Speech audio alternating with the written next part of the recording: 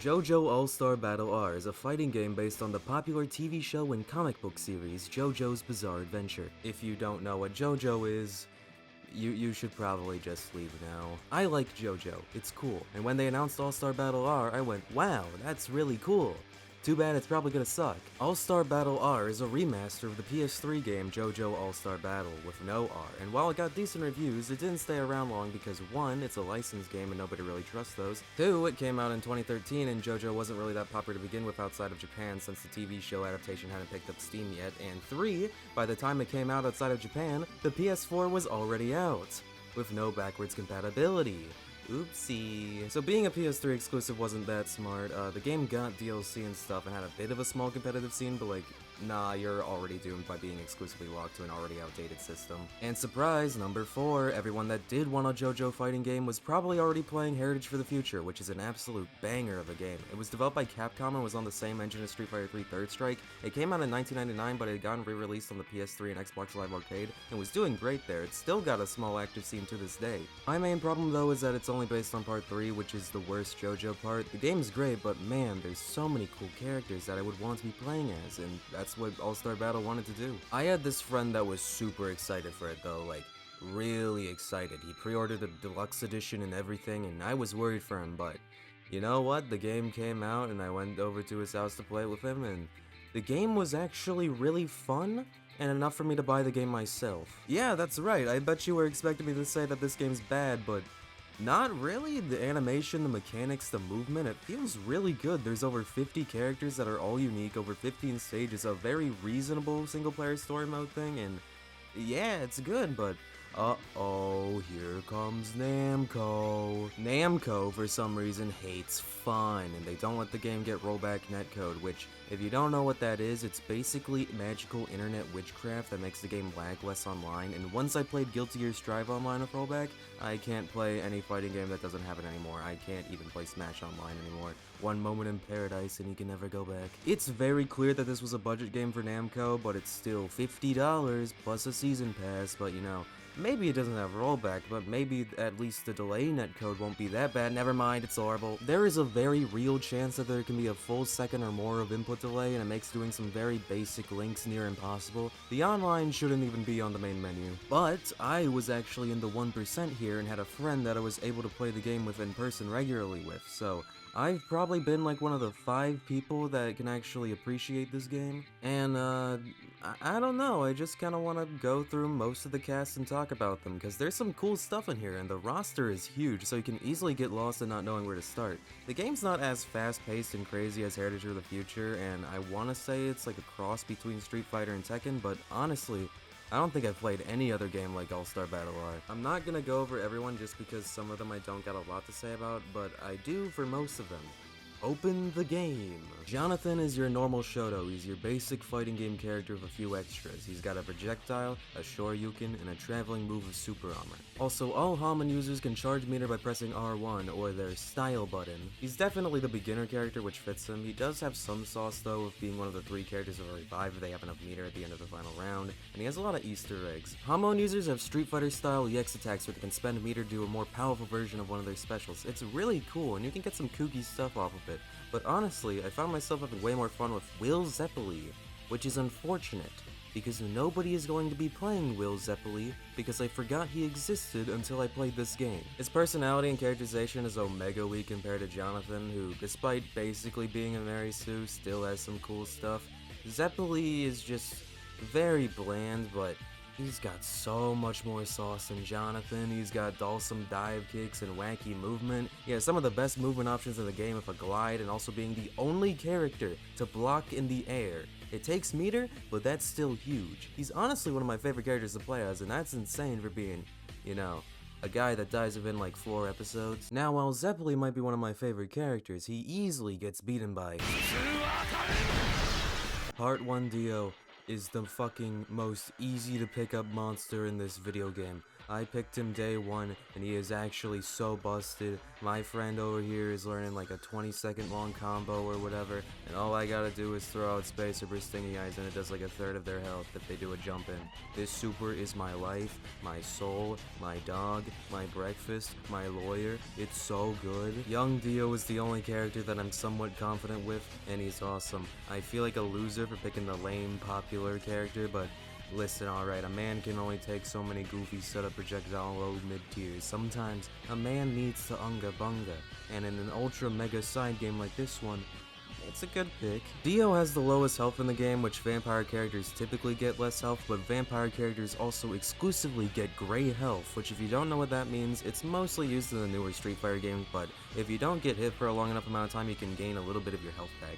Iggy also has this, but only for grabs because they didn't want to find a way to put Iggy in all the grab animations because he's too small. Dio can utilize his gray health the best though because he can drain the health out of the opponent. He can also drain their meter, which is quite possibly the most annoying move in the game because it plays this long ass cutscene and he can do it over and over and over again.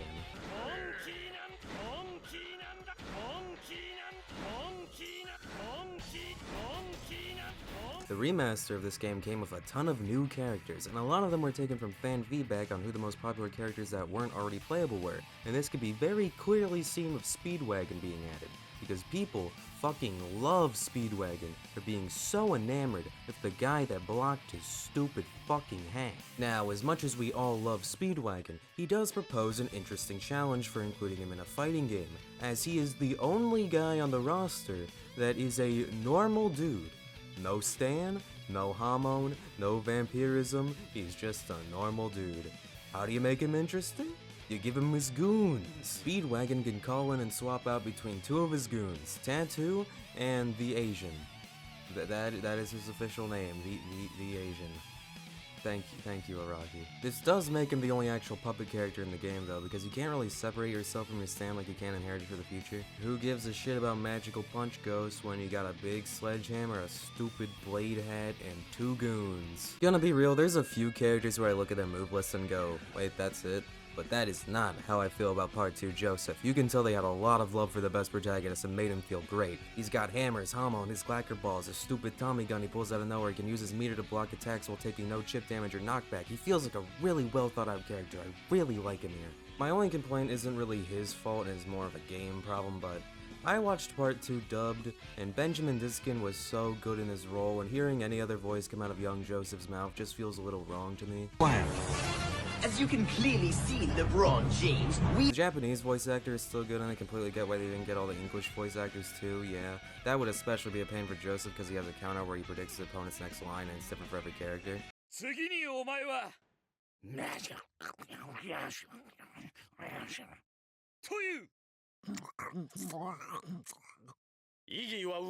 See, I told you they loved Part 2. Lisa should be one of the most reasonable characters to get put in a JoJo fighting game, considering she was the main inspiration for Rose in Street Fighter, and Rose is cool, but instead she had to wait to be DLC in the PS3 version. She's pretty normal all things considered. She's a Rekka character, which I'm just gonna pretend that I know what that means, but you got a bunch of mix-up follow-ups after moves. Unfortunately for Lisa, she is suffering from a horrible tumor of localization by putting Elizabeth in parentheses beside her name. Oh, you know, in case I get confused with a different Lisa. It's not even just on the character select screen, they say it in the subtitles, I hate you. Honestly, one of the most surprising additions in this game for me was them having all three Pillarmen. Like, yeah, I'd hoped Cars would be in there, but all three Pillarmen is kinda sick. Wamu maybe should have stayed home though. This man has no dash. You can see the problem. He just feels lame. His level 2 super is also the only one that doesn't have some cool cinematic animation. He can turn invisible and have projectiles not hit him? I guess. He has some cool interactions with characters, but like, not that interesting. DC has some cool shit though. I don't know what half his stuff is, but they ran with making him super stretchy and being able to control his own blood veins, and super cool. All of the Hamon characters have some stretchiness to their attacks because Most of them hadn't really been animated before, and they took some liberties, but ECDC is the one that feels the most expressive of his movement. He's even got a little animation of his brain coming out and dying. That's cool. Cars is a monster. He's got some of the best pressure in the game. He scares me. Faust 3-way teleport mix-up where he just annihilates you off any combo starter, which he has a lot of. He's also got an install super, which you can actually feasibly get off because he has a move that launches you to the other side of the map. Ultimate Cars is sick, but also I feel that installs are missing a little something, because once you're in the install, you don't really have any other supers that you can use. I get into Ultimate Thing mode or Golden Experience Requiem, and I feel like I'm missing some ultra cool finishing super move that I can only use in this form. You still do a ton of damage, but it would have been nice. Also, Cars and most villains in general have some of the best themes in the game, and this alternate costume is so raw. Cars is a banger villain, they definitely did him justice here, but please do not make me fight him again, I might cry. Jotaro is the first character that uses a stand, and as such, he's really basic, but does the job. Turning on your stand is basically just a stance change that gives you a different moveset, usually makes your hurt box bigger. You can attack stands and it still counts as hitting the opponent. Jotaro has everything you could expect Jotaro to have. Big punchy, big command grab, Starfinger unblockable because remember he has that for some reason. Big air suck, because apparently he has that too. And he can do the funny time stop stuff. He can enter Dio's time stop thing too and has some special interactions that are cool. They do have some small practical advantages, like if you're gonna die to Dio's level 2 super and you have enough meter, you can do the input and you'll actually survive it. Jotaro as a main character is kinda lame, especially in his part 3 appearance when he's just kinda doing the basics, but that's what he's supposed to do and he's fine. Also, I'm gonna start skipping some characters now. Kakyoin was the best character that wasn't banned in Hertiage for the future. Keeping the tradition alive, Kakyoin is a zoning monster. Zoning in this game is actually pretty difficult, but when your range on your normals looks like this, yeah, you're gonna have an easier time. Look at this range, bro! Thankfully you don't need to block it all, you can sidestep it, but wow, that's a lot of projectiles, but you know what, fuck it, let Kakyoin get his W's, he doesn't get many. Old Joseph is the only character in the game to have both a stand and Hamon. He gets 2 stances, doesn't get EX moves, and he can still get extra damage against vampires and can charge a meter. He does get it much slower than the rest of the Hamon breathers though, which, while is a kind of nice detail, I don't know if it's a nerf Old Joseph really needed. He focuses on command grabs and long-reaching Hermit purple attacks, but he does feel a little slow at times. He also loses a lot of fun for me because his level 1 super is a counter, which, like, yeah, it's Joseph, but counters I kinda just find lame, and this one doesn't even do the super high amount of damage like the others do because it's only level 1. I do like this move though, it feels like it would be very annoying. Whole Horse is one of the best characters in JoJo, and he's really fun here. He's a zoner, he's got traps, meter management, I should love him, but I'm too addicted to winning with young Dio. Also, his level 2 super, it's fine, but like, just look at his Hertiage for the Future equivalent.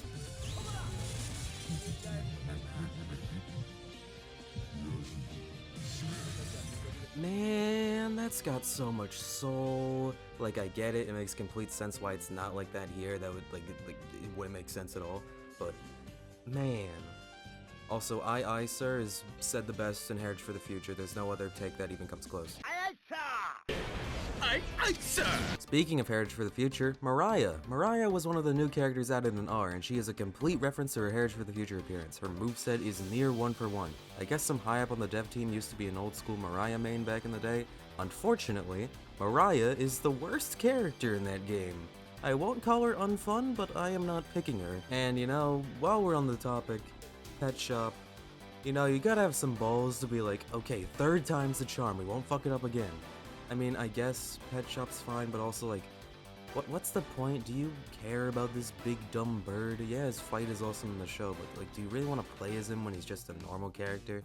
Actually, he's not even a normal character, he sucks. He flies around and spams ice and throws shit. He doesn't even have a stand-on stance. He has this goofy flight meter where he can't do anything except float in the air a tiny bit and has to recharge by him sitting. Playing as him for like 10 minutes in training and in a random campaign mission for footage, I got reminded of how boring he is. He doesn't even have cool interactions with the rest of the cast because all of his lines are just to make it bird sounds. I skipped over Iggy, but he actually does have an internal monologue that's voiced so you can hear his thoughts. Pet Shop has nothing. No thoughts in his head. I don't know, he actually just feels like a space filler. He's a fucking bird.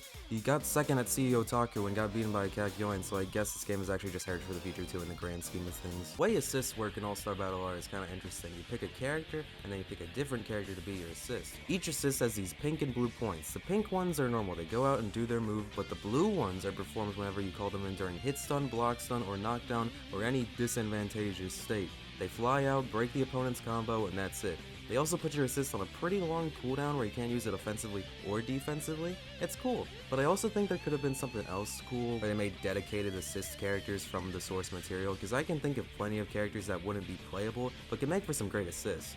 What I'm saying is that Vanilla Ice should have just been an assist and not a full character. Like, I get it, Vanilla Ice is a big villain in Part 3, and most JoJo spin-offs focus on Part 3, so he's gonna get special treatment there. But when you really think about it, Vanilla Ice is really boring when made playable, because you can't actually make everything an insta-kill. So he kinda just floats around in a ball and deals unblockable damage, but that's all he can do. The rest of his moveset is standard punches and kicks, and like, yeah, that's fine. But for his super, it's like, oh man, what's he gonna do? Yo, we ran into him a bunch of times with the ball. Woo! He's a gimmick. He's a one-trick pony. Like, stop. Dio is the character most people bought this game to play. There is an army of casual fighting game fans, but die-hard JoJo fans that would give their kidney to do a funny time stop punch a lot. And Dio does deliver. He's got the time stops, the counters, the expressions, the the roda-rola, the knives. He's just fun. He's just cool, bro. Like I don't even like Part 3 that much, but like, this is JoJo. He's exactly what a lot of people want, and for a fan service game like this, I can't get mad at that. Now, there's one character in this game that I think kinda got screwed over. One character that feels like they got so done dirty that I legitimately felt disappointed after playing them. And that's Rohan. Rohan is one of the best villains in all of JoJo. He's awesome. Even Araki loves him. He's mentioned him in parts 5 and 6, and he's even got his own spin-off. Everyone loves Rohan. He's awesome. But here, I'm sorry. His gimmick with Heaven's Door is that he can lock the opponent out of one of their 3 attack buttons, light, medium, or heavy. This is kinda cool, and I always wanted Rohan to be a really cool and interesting character that locks you out of abilities. However, there's a real problem with this. I'm gonna show you Rohan's standoff, standing light, medium, and heavy, and his crouching light, medium, and heavy. You ready?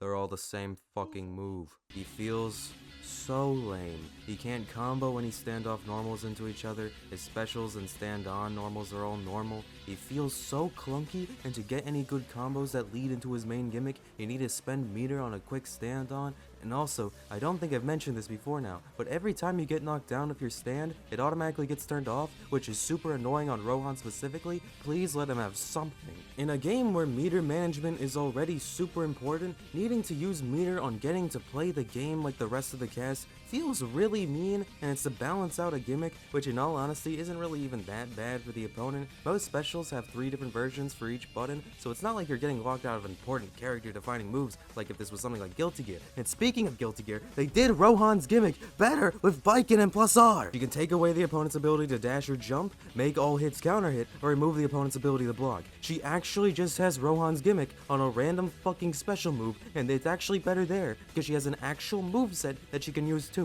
I didn't want this exact thing for Rohan. I was thinking more like locking them out of either blocking, jumping, or using their stand/style abilities, but also make that a command grab or a super or something. He has to work to get it and give the man his normals back. His supers are actually kinda neat. For his level 1, he locks the opponent out of all special and stand moves for 5 seconds, and his level 2, he locks him out of attacking at all. But even with this, his game plan feels flawed because he needs his meter to do pretty much anything related to his main gimmick, and even after the super lands, you only get like 1 combo off of it because it only lasts for 5 seconds. So either burn a ton of meter on real combos that will lead into a lockout, or just play half a character and spend all your meter on supers that will have no real match swinging shift, because oh, did I mention his level 2 is also one of the least damaging level 2 supers in this game. Rohan can't win for shit. It's super unfortunate, man. I love Rohan, but I could not stand playing him in this game. The only funny thing with him is that safety lock counts as a projectile so you can troll Diavolo. Now, I'm all for a good joke character in a fighting game, and I think Shigechi is that, but I don't know, because wow, I hate playing as him. He uses his stand harvest, and the best thing about him is his run animation. He's got this weird offensive/defensive stance mechanic, and he does like no damage, and all of his moves are weird. It's like, I don't like the ugly child. He has some ideas, but I genuinely can't tell if he's supposed to be purposely bad or not, because like, he should be, right? But he was a DLC character in the PS3 version, what? I don't like how his big head is reflective. Jotaro is back in Part 4 form. I remember people being confused about Part 4 Jotaro getting a slot and like, yeah, it's dumb, but I mean, we got 2 Dios, 2 Josephs, 2 Jotaros isn't that bad. He plays pretty much like Part 3 Jotaro with a projectile, no suck move, Starfinger isn't unblockable anymore, and he's got teleports, but unlike Cars, these drain meter. And honestly, he's a perfectly fine addition, and I like him more than his Part 3 version, especially because he has so many more interactions between him and a ton of the cast, including characters that died in Part 3. It's cool. Part 4 Jotaro can stay in my opinion. Now, when I was looking through the roster, one of the few minor villains that I was actually really pleasantly surprised to see here was Akira and Red Hot Chili Peppers for being a really strange pick that I really like. He's got a charge mechanic where he needs to build up electricity, except I feel like it's impossible to charge up in an actual match. It's really hard to run away in this game, and Akira doesn't really have the tools to keep opponents away that well. He has a bunch of stuff like this, like his special taunt where he gains a bar meter, but I just don't see how you could get this off in a real match, but I don't know, there's something really goofy about Akira being in this game to me. He's just kind of a dude, and it's funny to imagine how he got into a situation finding Diablo or something. Also, the fact he never hits anyone with his guitar because he's probably too scared to break it is really funny. He ain't Eno, these fuckers are expensive. Probably a low tier, but I like him being in the game. Uh-oh, the best villain has entered the game. Twice. That's right, Kira is split into 2 characters. Why?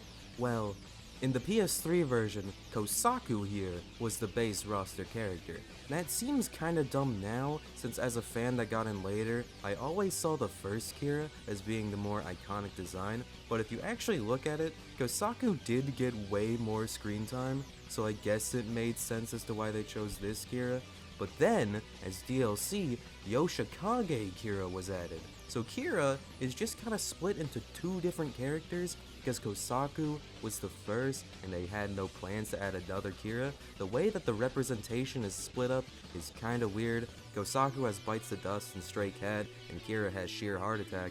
But it feels like Kosaku gets some of Kira's stuff, but Kira can't get Kosaku's stuff. I don't know how I feel about this, because like, in an ideal world, I probably would have combined them and just have them in alternate costumes, or maybe a cooler idea, after Kira loses a round they have a little animation where he turns into Kosaku.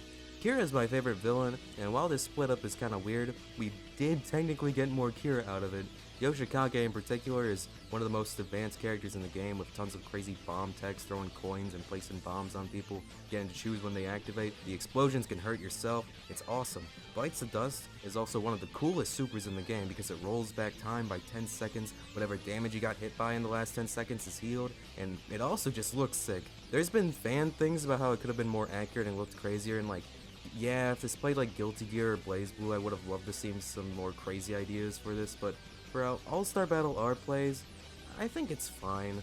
And also, I would like to remind you, almost nothing beyond Part 3 had ever been animated or adapted before this game. This was the first time a ton of people actually got to watch Bites the Dust. Kira is sick. I like him. Giorno is actually one of the more fleshed out characters. He's got projectiles where he throws out animals, can sprout trees under him to dodge attacks, he can heal himself, and he's got a ton of Dio stuff like being able to escape from a combo for 2 meters, and of course, Screaming Muda and Ree.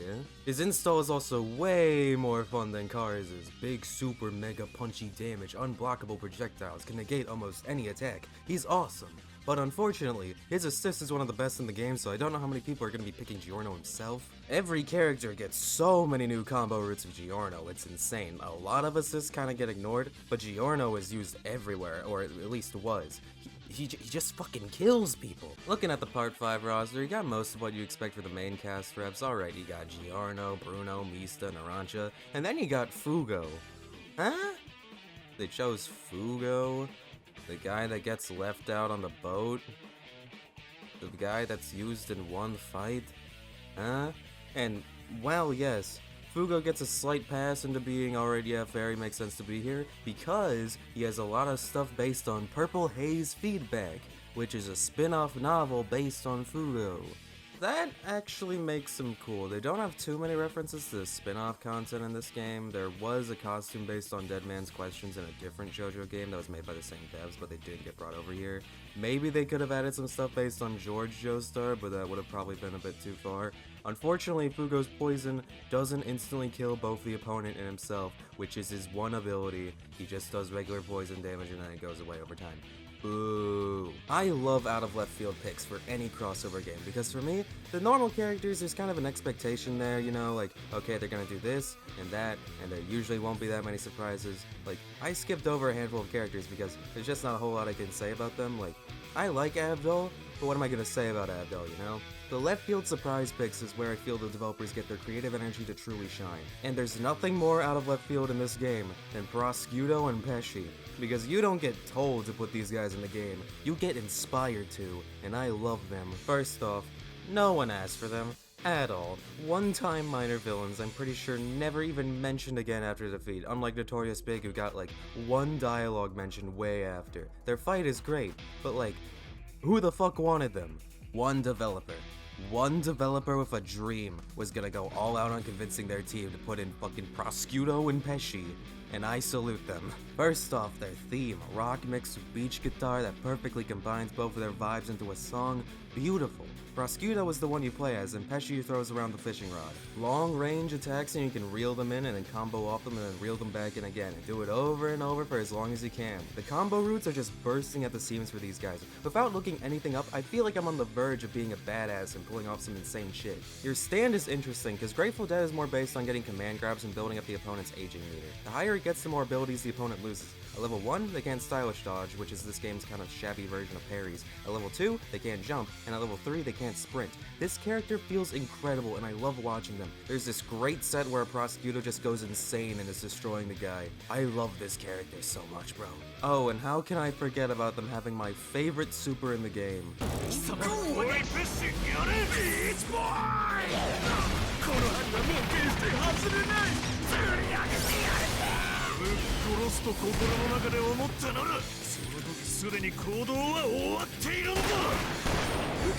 There's just something beautiful about them shooting with a regular gun as the finisher.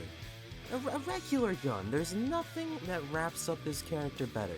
Pure, inspired genius from CyberConnect 2. You can't do online for shit, but you absolutely won this one. Now, when I first saw that All-Star Battle R was coming out, I asked myself a question. Excluding the characters that were already in the game, who from Part 5 do I think would have a really awesome moveset? And the first character that came to my head was Gyachio. I love his stand design and was really disappointed when he got killed off. I wish he got more screen time.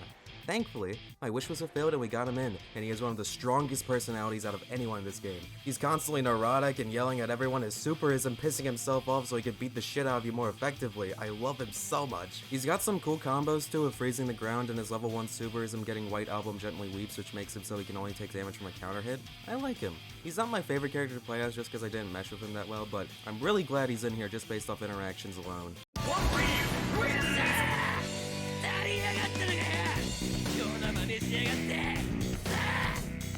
When I first thought about Diavolo in a fighting game, I really wanted some weirdo shit involving Doppio and the moveset with like some Zappa stuff, but yeah, that probably would have been fucking stupid. We just got a normal Diavolo. Diavolo's everything you could want in a boss character. Big damage, big command grabs, big counters, and crazy special effects. He's just cool. For his level 1 super, he goes into Epitaph mode and automatically stylish dodges everything unless he gets counter hit. He's just cool! And Doppio got his representation too, so I can't even really be that mad. I kinda love and hate Diavolo's level 2 super because it's a counter, and while there's a bunch of videos talking about how it could have been really cool, like you could have comboed off someone's own move, which would have been really sick, I am fine with how it is here just because I can't really imagine that stuff working in this type of game. That would work way better in something more akin to an arc system fighter. But what I am mad about though is that it doesn't work on projectiles, which like I get balancing, but also that's Diavolo's whole thing. Oh wow, we found a secret way to beat King Crimson! A gun! That annoys me way more than it should. It is helped out though by the fact that this is the highest dealing super in the entire game, so you know, win some you lose some. Diavolo's great. Also, this costume? Sick. Also, every match where Diavolo loses is canon. Jolene's a big zoner. I really like her. Sorry, I'm kind of running out of things to say. This video is getting kind of long, and I'm sorry. She's kind of like a different take on Kakyoin with... What the fuck was that joke about Kakyoin like being a MILF hunter that everyone fucking talked about online? What the I don't remember that being in the show at all. I need to check this. Uh-oh, Reddit post. MILF hunter Kakyoin is the dumbest fucking JoJo meme out there. Around the beginning of Stardust Crusaders or Holly falls ill with stand sickness, Kakyoin says that if he were to fall in love with someone, it would be someone like Jotaro's mom. Keyword like, he never directly said he'd date his mom. And Diamond is Unbreakable, Okiyasu literally says to Josuke, your mom is totally hot, which is literally just him saying he'd rail the shit out of his mom if he had the chance. And the meme community literally just overlooked this and focused on the sweet MILF hunter cherry boy. I just don't get it. What the I guess that answers the question. Let's comment section. A bit over the top, remember watching the anime for the first time, blah blah blah. Blah blah blah. It was all based on such a small line that I actually missed the first time around. Yeah, me too. That's just the nature of most memes though. Just random things people randomly decide to go on about. Just random things people randomly decide to go on about. Alex at Target, Bernie sitting down, Harambe. What the fuck is Alex at Target? This was posted 2 years ago? What huh? Alex Lee? He's just a guy? What'd he do?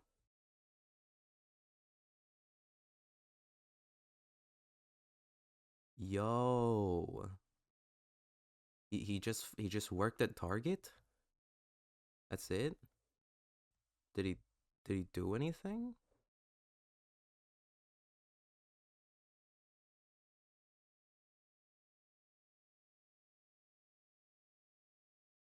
If you're on Twitter, you've seen him, you've heard him, you may even encountered imposter accounts that purport to be him, and you, the person who uses the internet, blah blah blah blah. He just worked at Target. That's it. 300,000 Twitter followers. He's just a cute guy who works at Target. Yes, sounds like someone's getting a bit testy about employment. Why is this article written with such sass? He just fucking worked at Target. What the fuck is this? Anasui is my friend's main, and he has these long, stupid combos, and I'm just gonna let it play all out. I'm going off the rails.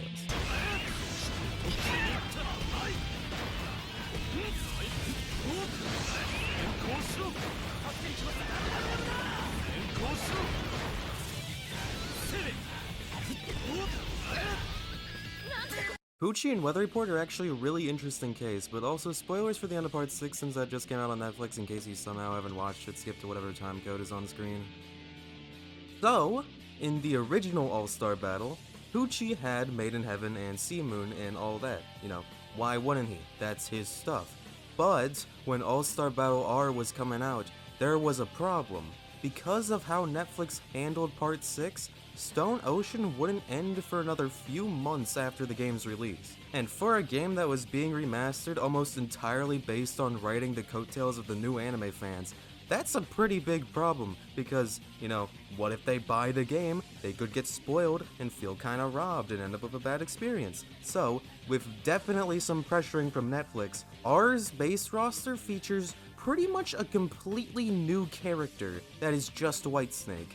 No evolving, nothing, just based on the first half of part 6, but they assured people by saying the original Poochie would be released for free once Netflix finished airing part 6, which ended up being December 1st, 2022, and on the same day, they released Final Poochie, who is actually the original Poochie, and also, completely out of left field, they also released Weather Report for free! 2 characters for completely free!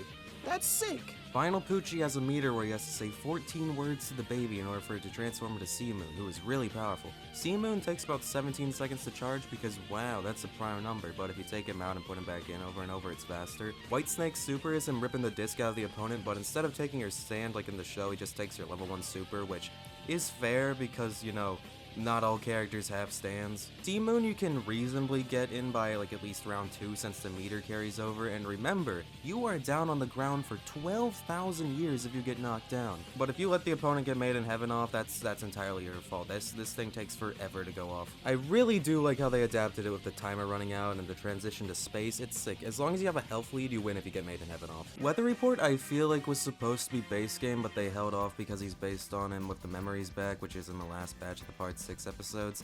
I like Weather. I don't got that much to say about him, but it just feels cool to play, and I love that his theme is jazz. That's rad as hell. Also, you know, since we're in part 6 spoiler zone, they could have gotten away with calling him Weather Report in the subtitles, right? Like, Weather Forecast is a fine replacement, but like, who is going to sue them for saying Weather Report? I actually own the term Weather Report. No, you don't. On another hand, I love the Sons of Dio fights. Bohemian Ecstasy is a fine name change. Sky Guy is really funny, but did you really have to change Underworld to Netherworld? They're gonna sue you over Underworld? Really? I want Donatello versus in this game. He'd be rad as hell.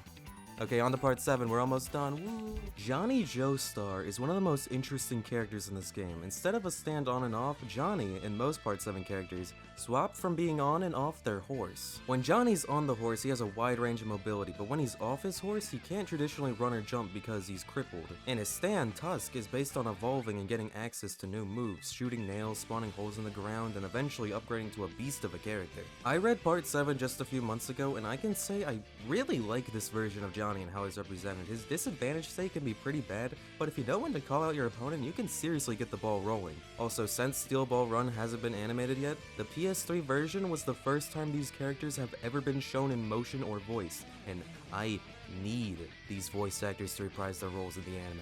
Please. They are such fantastic voices for these characters. I can't imagine any other voice coming out of their mouths.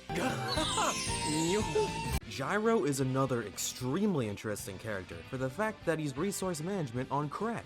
Hey kids, you ever want 4 meters and 2 stances? Let's see, normal universal meter, spin gauge that makes his special stronger, your steel balls, you got 2 of them and you can throw them out and they'll eventually come back to you with a hitbox still attached to them, so you can use them as combo breakers, and the holy corpse parts. For all part 7 characters when they are played, 3 parts of the corpse that is strongly implied to belong to Jesus Christ is spread out on the field. I am not making that up. Where they spawn is random and can only be picked up by walking right over them and pressing down when not mounted on horse. When you get a corpse part, it has different effects depending on the character, but usually it gives you buffs. You can get up to 3 and you lose one whenever you get knocked down. It's kind of bullshit that where they spawn is completely random since you can't really find them easily on the map with the camera, but thankfully the corpse parts don't usually make or break a character. Gyro is one of my personal favorite characters to play as because he has so much wanky stuff that it always makes me feel I'm only scratching the surface on what I can do. I can't wait for Gyro to get animated, bro. Oh, my favorite character is Giorno because he punches good. Shut up and just wait until he gets his spotlight. Diego, well, not as crazy as Johnny or Gyro, is fun in his own right. He's way faster than Johnny and Gyro, and while Johnny needs his horse and Gyro prefers to be grounded, Diego just uses his horse as a stepping stone and leaps off of it. He's got way more range because he uses knives and can even go Dino mode as an install of his level 1 super. As a new character added in the remaster, I think Diego definitely earns his spot, although it is kinda sad that parts 7 and 8, which has been nearly half of JoJo's entire publication history, only got the bare minimum really. Like, I can kinda understand it. Part 6 and 7 primarily focus on smaller groups of characters, while 3, 4, and 5 have these massive casts. And part 7 might be a little more tricky to do because of the horses and the corpse parts. Johnny himself probably took the development of like 3 characters, but like, in my ideal world, where every character magically somehow costs the same amount of resources to put in the game, I could have maybe dropped a few part 3 characters in favor for some more new universe characters, you know? Anyway, let's move on to Funny Valentine. Funny Valentine is the only non-horseback rider from Part 7. Funny Valentine is the 23rd President of the United States, and he's got a whole lot of American customs and traditions that are well represented. He's mainly based around counters and command grabs, as well as traditional damage from stand combos. I love how violent a lot of his animations are, just like, gone. That's all I really wanted to say from Valentine. He's not my favorite villain yet, but I'm sure my opinion might be swayed when he gets animated and gets put on fair grounds for his Kira. Josuke. Again. Josuke, or Gappy as the community calls him, is the only Part 8 rep. In the PS3 version, this was actually pretty fair because Part 8 had only just started and the moveset for Gappy is already pretty basic and only based on the first couple chapters of Part 8, but In the remaster, they didn't do anything. Every other part got a new rep except Part 8. That's kinda messed up. Gappy's moveset is just kind of another Shoto. Like, there is charm there, but also I haven't read Part 8 myself. He's fine, he's just kinda boring though. I don't know, man. The bubbles are kinda interesting, but look at what his campaign missions look like. He just fights all the protagonists. You can't do anything else. A bit of a sour note, but I mean, what else is there? Well, actually, we do have one more character that I love. Bao! Bao is from Hirohiko Araki's previous series before JoJo, Bao the Visitor, and is an extremely cool guest character. Bao doesn't talk, so he has an announcer scream all of his attacks out for him. Bao!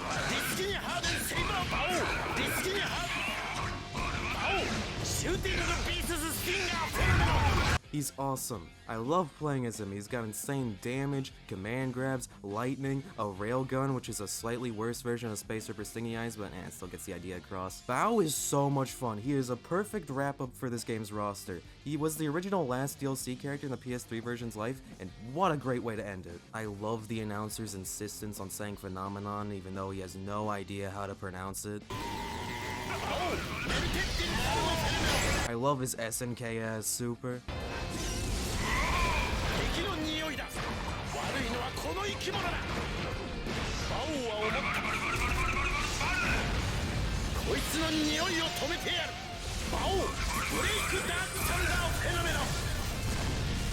I love him being purple. I love everything about this guy. What a cool character and a great way to show the creativity and love from the developers.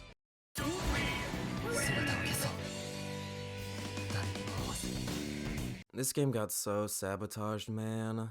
Notice how almost all the footage I showed was from training mode or campaign missions. This is because you can barely play the game online. The online is there, but you go on, and even if you do get a match that isn't laggy, who are they gonna play? That's right, the same 7 to 8 characters. I'm guilty of it too. I play Part 1 Dio and Bao. This wouldn't even really be a problem, but the lack of players means that so much of this game you just aren't gonna see from the online. I fought every character in Smash online. I fought every Strive character online. Here, I'm not even sure if I've cracked half the roster, and I didn't just drop it after 3 matches either. I have the platinum trophy for this game, and one of those trophies is to play 100 matches online. And the bad online isn't even the only problem. You can't even save replays. Once a match is done, and if you weren't recording it either through a capture card or through the on-console recording that places a giant watermark on screen, sorry, that's it, it's gone, bye. The training mode is also really lacking too. I can't even make the dummy block all attacks. I've seen people say that this is the most in-depth training mode CyberConnect 2 has ever done, and that's scary. Like, you already made a fun fighting game. In bad online I can get, but how do you mess up the 2 easy parts? It's sad. This is one of the best licensed games I've ever played, and it really does have a lot of care and heart put into it. Just look at the stages. 17 beautiful stages that look so good with silhouettes and bright colors capturing that 2D hand-drawn aesthetic. The game's beautiful. It looks like a big budget game, it plays like a big budget game, but it does not have the quality of life of a big budget game, and it's getting harder and harder to recommend it, or even just play it when it's priced at 50 cold ones. I don't really know how to end this, but appreciate your community and modders. It's getting insane what people can do now.